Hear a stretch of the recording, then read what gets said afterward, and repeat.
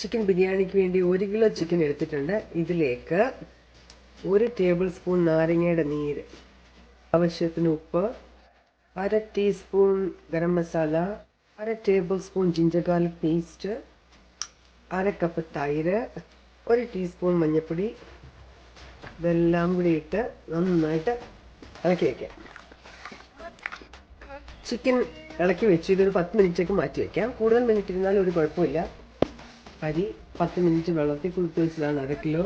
ചൂടായി കിടക്കുന്ന എണ്ണയിലേക്ക് അരിഞ്ഞു വെച്ചിരിക്കുന്ന ഉള്ളി, അത് കൈകൊണ്ട് ഇങ്ങനെ ഒന്ന് ഞെരിടുമ്പോൾ അത് എല്ലാം വിടർന്ന് പോവും, സെപ്പറേറ്റ് ആവും. അതിലേക്ക് ഇട്ട് വറുത്ത് കോരാനാണ്.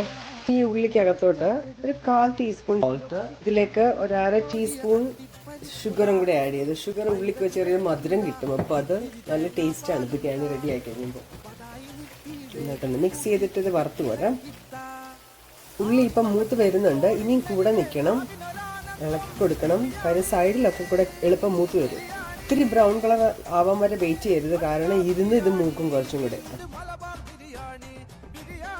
വറുത്തതെല്ലാം കോരി എടുത്തു കഴിഞ്ഞ് ഇതിനിങ്ങനെ ഒന്ന് നിരത്തി വീണേ, അപ്പം കട്ട പിടിച്ചിരിക്കത്തില്ല.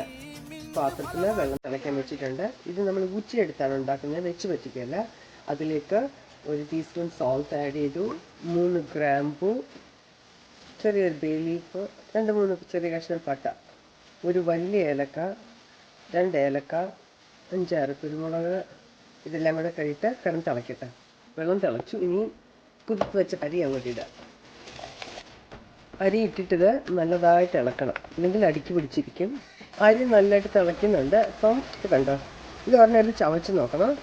അകം കടിക്കുന്നില്ല എന്ന് തോന്നുവാണെങ്കിൽ ഇത് ഊറ്റണം. ഉപ്പ് വേണമെന്ന് അന്നേരം നോക്കണം. ഉപ്പ് കറക്റ്റായിട്ട് വന്നിട്ടുണ്ടെങ്കിൽ ബിരിയാണി നല്ല ടേസ്റ്റി ആവും. ഉള്ളി വറുത്തെടുത്ത എണ്ണയ്ക്കകത്തുനിന്ന് ബാക്കി വന്ന എണ്ണയിൽ നിന്ന് 1/4 കപ്പ് എണ്ണ ഒഴിച്ചിട്ട് സ്പൈസസ് ഒക്കെ ഇട്ട് പൊട്ടിക്കാം. ഒരു ബേ ലീഫ്, സിനമൺ സ്റ്റിക്ക്, ഗ്രാമ്പൂ, ഒരു ബ്ലാക്ക് ഏലക്ക, 2 അല്ലാത്ത നമ്മുടെ സാധാരണ ഏലക്ക, കുറച്ച് കുരുമുളക്, അതിൻ്റെ കൂടെ ഈ പൂവ്. ഇത് അറിയാവോ, ഇത് ബ്ലാക്ക് സ്റ്റോൺ ഫ്ലവർ എന്നാണ് പറയുന്നത്. മലയാളത്തിൽ ഇതിന് കൽപ്പൂവ് എന്ന് പറയും, തമിഴ് കൽപ്പാസി എന്ന് പറയും. ഇത് ബിരിയാണിക്കൊക്കെ നല്ലതാണ്. ഇതൊരു ഫംഗായാണ്. ഇതിന് മണമൊന്നുമില്ല ഇങ്ങനെ ഇടുമ്പം, പക്ഷെ എണ്ണയിൽ കിടന്നത് ആകുന്നുടനെ ഇതിന് നല്ല മണമാണ്. നല്ലൊരു സ്മോക്കി ഫ്ലേവറൊക്കെ കിട്ടും. തന്നെ എനിക്ക് വരുന്നുണ്ട്, ആ മണം കിട്ടുന്നുണ്ട്. മീറ്റ് കറികൾക്കൊക്കെ ഇടാൻ നല്ലതാണിത്.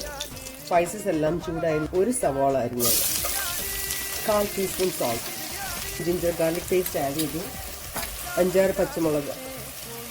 അത് നിങ്ങളുടെ ഏരിയ അനുസരിച്ചിട്ട് വേണം. അതുകൂടി ഇട്ട് വഴറ്റാം.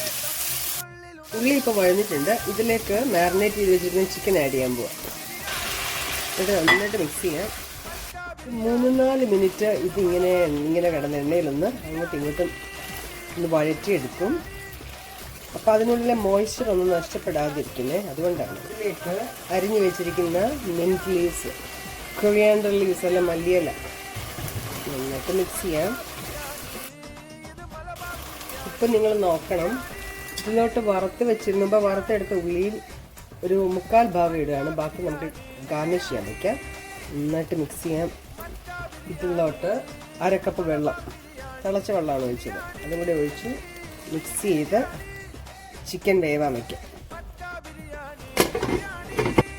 ഇത് ഇടയ്ക്കൊന്ന് ഇളക്കി നോക്കണം, അടിയിലൊന്ന് പിടിക്കുന്നതൊക്കെ നോക്കണം. ഇളക്കിയിട്ട് ഉപ്പുണ്ടോയെന്ന് നോക്കണം.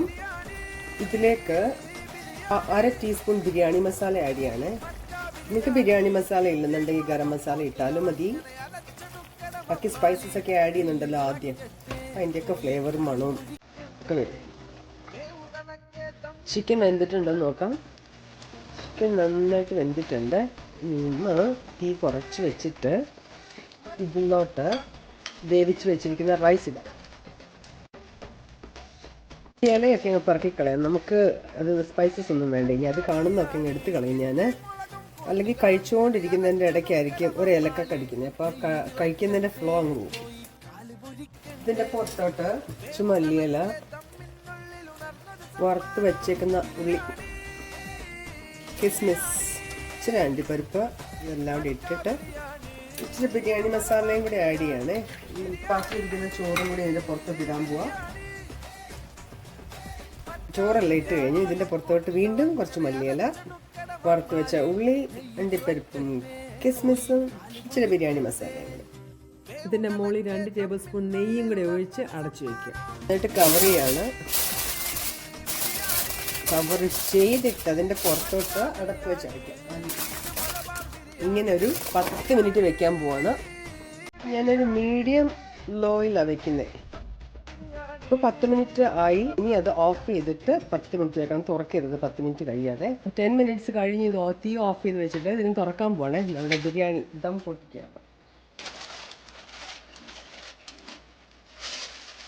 നല്ല മണമൊക്കെ വരുന്നുണ്ട്. അവിടെ ചോറൊക്കെ നല്ല മണിമണിയായിട്ട് കിടക്കാണ്. ഒട്ടും കുഴഞ്ഞു പോയിട്ടൊന്നുമില്ല. അപ്പോൾ ചോറിച്ചിട്ട് മാറ്റി ചിക്കൻ എടുക്കുക ആദ്യം.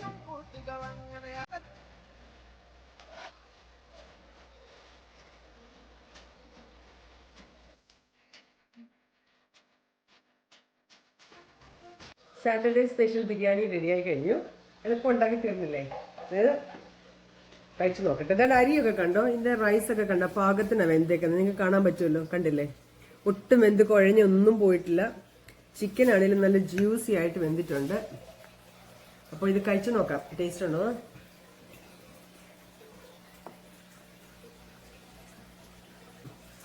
എല്ലാം പാകത്തിനുണ്ട് കേട്ടോ. ഉപ്പാണേലും ഉണ്ട്. ഉപ്പ് ശരിക്കും വന്നിട്ടുണ്ടെങ്കിൽ ബിരിയാണി നമുക്ക് നല്ല ടേസ്റ്റ് ചെയ്യും. അരി കറക്റ്റ് വെന്തു. ബ്ലാക്ക് സ്റ്റോൺ ഫ്ലവർ ഇട്ടില്ലേ, അതിൻ്റെ നല്ല ഫ്ലേവർ വരുന്നുണ്ട്. വളരെ രുചികരമായിട്ടുള്ള ടേസ്റ്റി ആയിട്ടുള്ള ബിരിയാണിയാണ്. ഇത് 4 പേർക്കുള്ളതാണ്. ഞങ്ങൾ 4 പേരാണ്. ഞങ്ങൾക്ക് 4 പേർക്ക് വേണ്ടിയുള്ളത് ഉണ്ടാക്കിയത്. നിങ്ങൾക്ക് ധൈര്യമായിട്ട് ഉണ്ടാക്കി നോക്കാം. ഈ പറഞ്ഞതുപോലെ തന്നെ ഫോളോ ചെയ്താൽ നല്ലൊരു ബിരിയാണി നിങ്ങൾക്ക് റെഡിയാക്കാം. ഒരുപാട് സമയമൊന്നും ഇല്ലാതെ പെട്ടെന്ന് ഉണ്ടാക്കാൻ പറ്റുന്നതാണ്. അപ്പോൾ ഉണ്ടാക്കി നോക്കുക. എന്നിട്ട് അഭിപ്രായങ്ങൾ പറയുക. വേറെ ഒരു റെസിപ്പിയുമായിട്ട് വരാം.